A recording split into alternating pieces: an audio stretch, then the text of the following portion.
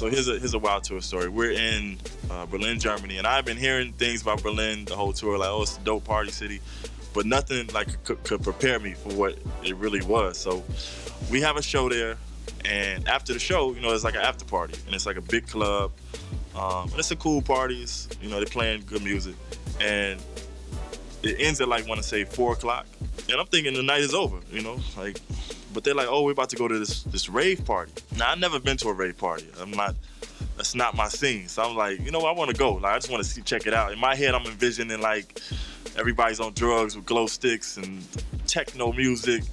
So I get there, and it's not really like that. Like, everybody does look like they're on drugs. You don't see them doing it, but they just look like zombies, kind of. And the music is definitely like, you know, just forward to the floor. I was having fun just looking at everything. But by this point, I think I'm sobering up because I've been drinking, but I stopped. I stopped drinking when I got there. I met a girl actually from Cleveland who lived there, and she was telling me, like, she's like, where are you from? Like, Chicago. And I was telling her I lived in New York, and she was like, yeah, they say New York never sleeps. She's like, Berlin never sleeps. And I was like, what do you mean? She was like, any day you come there, any time of day there's a party going on, like. And she's not exaggerating because that party ended, I want to say, at like 8:30 in the morning.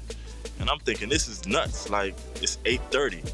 But it wasn't over because then they're like, oh, we're about to go to another party. And I'm just thinking, like, how, y'all not tired? Like, I don't know how I wasn't tired. I think I was just off the adrenaline of, like, this is insane.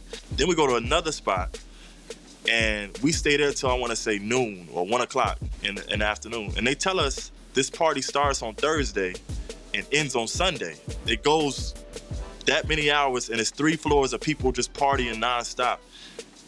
And to this day, I don't even know how that's possible, but that was the most insane partying I've ever done.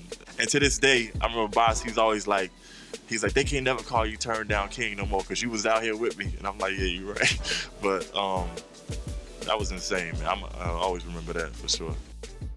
And I knew as much as they hate it now, it'll make sense to them later. My whole philosophy just in life is to just be who you are.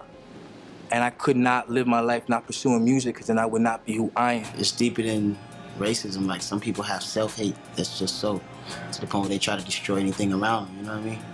And it's really self-destruction.